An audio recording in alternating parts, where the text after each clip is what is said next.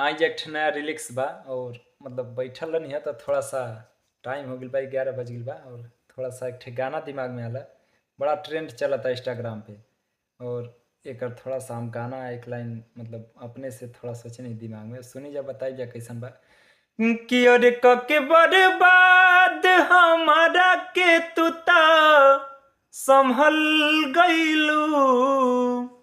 लइका कहता लइकी से कि अरे के बर्बाद हमारा के तुता संभल गईलू।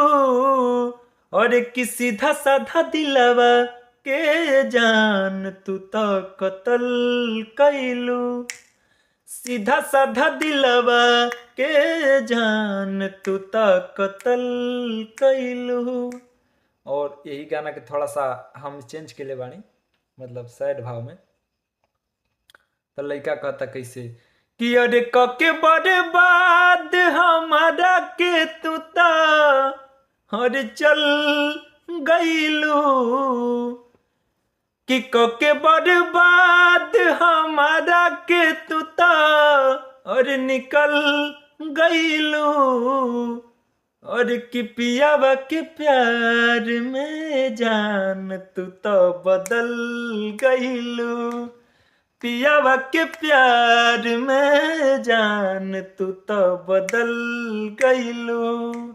सीधा साधा दिलवा के जान तू तो कत्ल कैलू।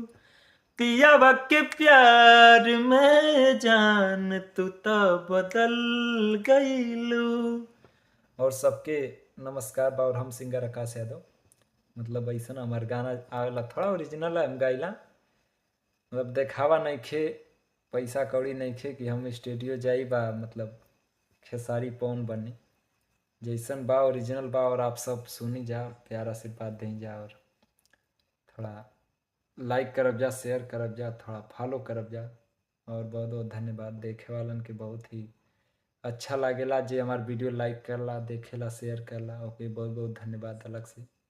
और गाना बताइब जा कि कैसन लागल।